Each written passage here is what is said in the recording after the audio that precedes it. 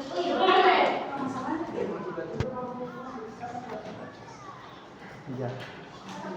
Baik, selanjutnya saya persilakan kepada kelompok 3 untuk menjawab pertanyaan dari dari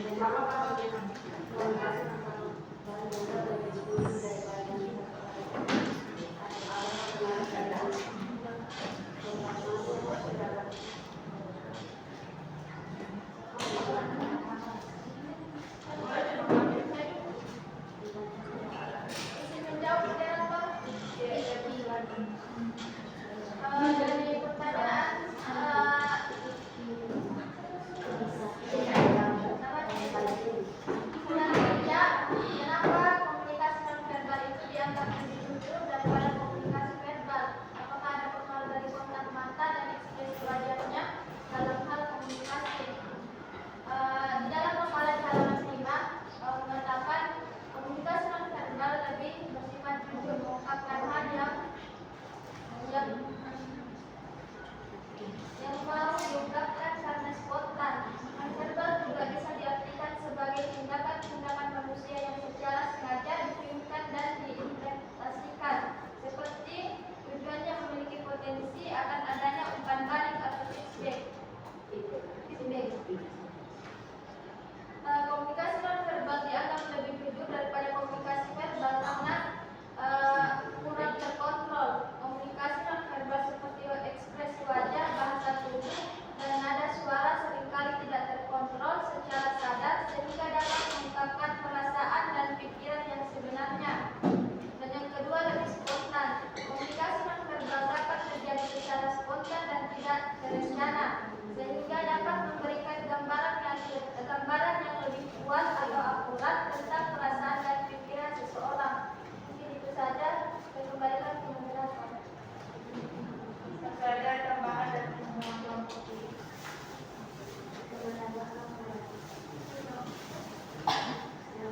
Komunikasi nonverbal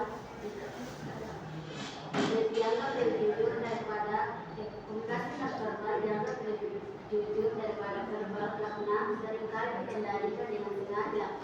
Komunikasi nonverbal seperti ekspresi wajah, gerakan tubuh, dan kontak mata lebih spontan dan cenderung mencerminkan perasaan atau keadaan yang sebenarnya.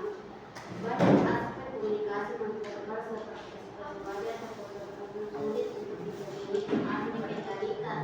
Meskipun seseorang bisa menarik kata-katanya, ekspresi wajah atau gerakan tubuh bisa lebih jujur dan menggambarkan perasaan mereka yang sebenarnya. Sedangkan komunikasi verbal bisa lebih mudah dipengaruhi oleh niat atau keinginan untuk menyampaikan pesan tertentu, bahkan jika itu tidak sesuai dengan perasaan yang sebenarnya. Dan kembalikan ke moderator.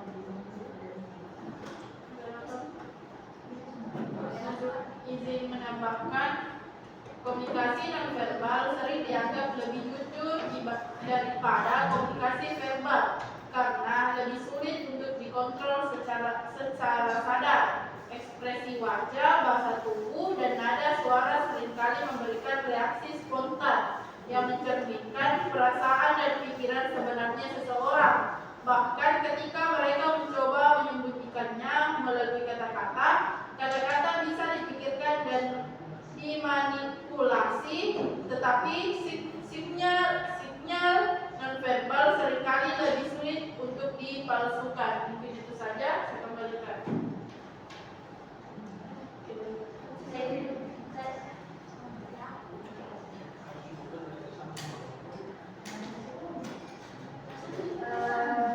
Jadi komunikasi nonverbal sering dianggap lebih jujur daripada komunikasi verbal karena sinyal-sinyal nonverbal yang lebih spontan seperti gerak tubuh, ekspresi wajah, intonasi suara, dan postur biasanya muncul secara alami tanpa banyak pertimbangan.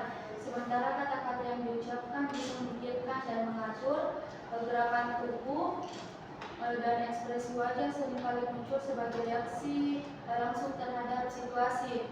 Dan yang kedua itu lebih sulit diungkapkan. Ekspresi wajah, gerakan tubuh, dan kontak mata sering terjadi tanpa kita sadari. Itulah kenapa banyak orang berkata bahasa tubuh tidak bisa bohong. Kalau seseorang berusaha menyembunyikan perasaannya lewat kata-kata, seringkali tanda-tanda dan verbalnya justru yang mengungkapkan kebenarannya. Dan dari itu, apakah ada pengaruh dari mata dan ekspresi wajahnya dalam komunikasi ini? Dua hal, kontak mata dan ekspresi wajah, dua hal ini sangat berpengaruh. Kontak mata yang konsisten biasanya menandakan kepercayaan dan kejujuran.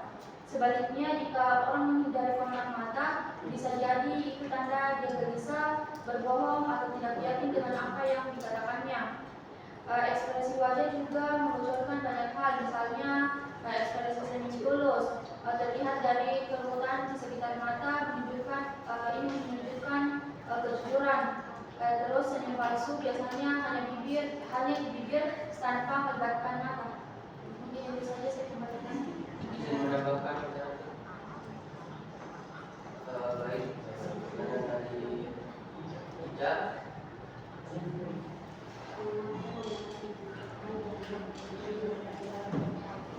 Mengapa komunikasi verbal dapat jujur dibanding verbal dapat jujur dibanding verbal? Komunikasi verbal sangat dibandingkan dengan bahasa. Sementara komunikasi non verbal seperti ekspresi wajah, nada suara, bahasa tubuh, atau bisa dibilang lebih spontan dan mencerminkan emosi aslinya. Itu sebabnya secara psikologis komunikasi verbal dianggap kurang jujur bila dibandingkan dengan komunikasi non-verbal. Yang dikembalikan baru.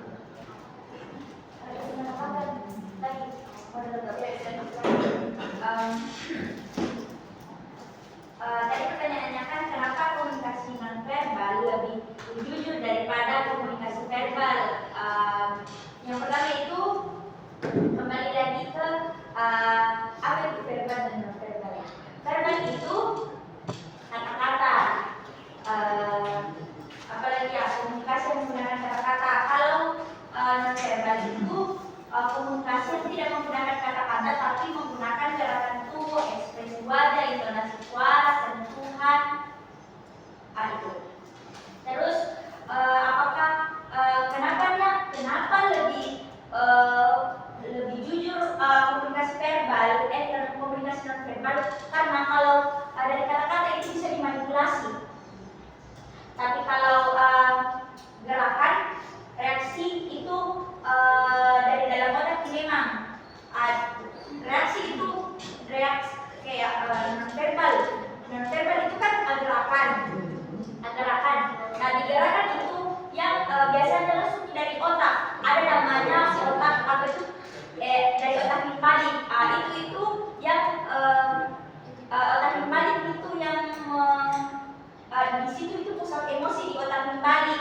Nah itu gerakan itu yang kayak spontan-spontannya begitu berasal dari situ. Jadi kenapa lebih jujur gerak non-verbal daripada verbal? Karena kan itu kembali lagi kata-kata bisa dimanipulasi.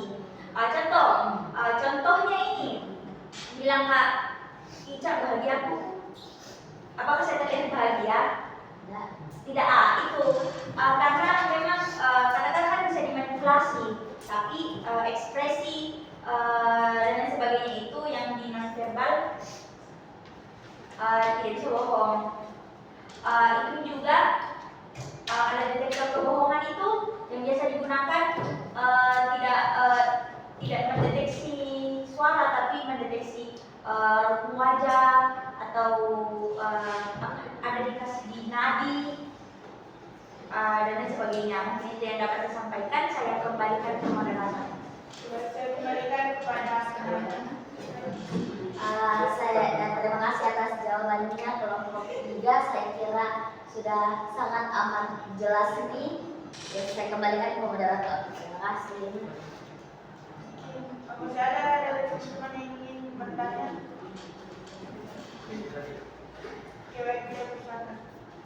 Baik, saya akan mengajukan pertanyaan ke kelompok 3. Jadi pertanyaan saya itu apa akibat jika terjadi kontradiksi antara pesan verbal dan non verbal dalam komunikasi?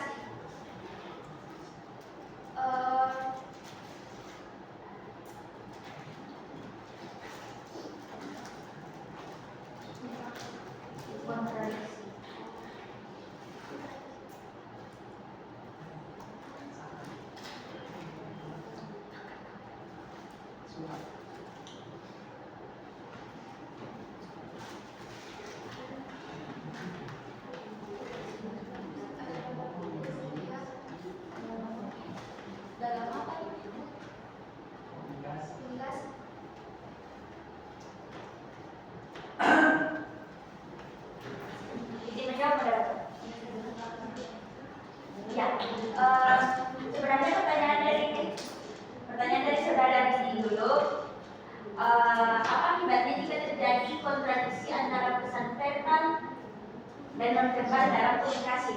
Sebenarnya jawabannya ini hampir sama dengan jawaban dari saudara Ica. Kalau kontradiksi verbal, apa itu kontradiksi? Kontradiksi itu ketidaksinaman. Ya, itu. Apalagi bahasa ini kan? Bertolak belakang. Yang bertentangan, yang bertolak belakang, tidak sesuai satu sama lain. Itu dibilang kontradiksi. Kalau terjadi kontradiksi antara komunikasi verbal dan juga non verbal itu akan adanya terjadi kebingungan. Maksudnya bingung antara mana yang benar. Ini seperti tadi yang diberikan contoh jawaban dari saudara Anissa yang bilang Kak, bahagiaku padahal wajahku datar, jadi mungkin bingung. Tapi karena seperti yang tadi saya bilang, non-verbal itu lebih dipercaya daripada verbal. Mungkin awalnya sempat bingung, tapi selanjutnya akan mengerti nih dari raut wajahnya, begitu. Mungkin itu saya dapat saya sampaikan. Saya kembalikan ke moderator.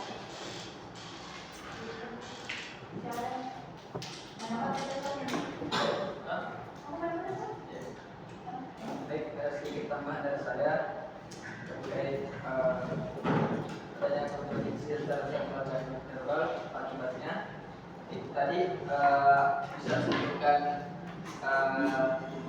kebingungan, perilaku kepercayaan, penilaian negatif terhadap pembicara, gagal membangun koneksi emosional, dan bisa menimbulkan konflik.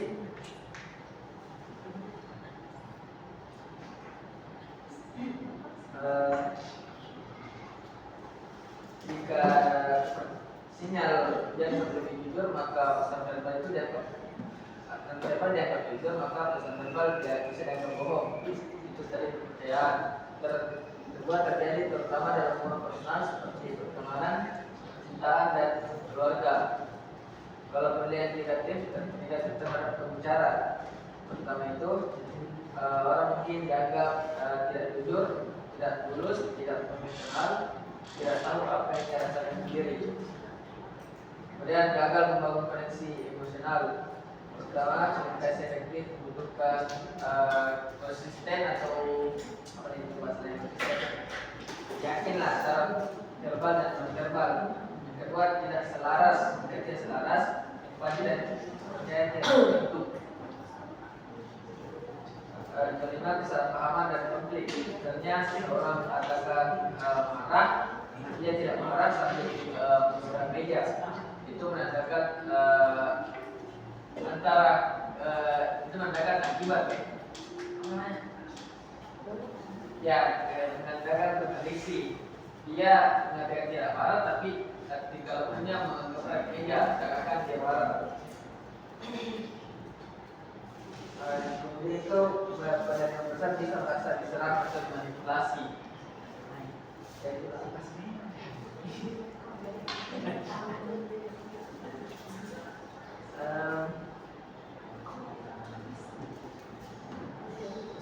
Ya mungkin itu saja saya memberikan pendapat.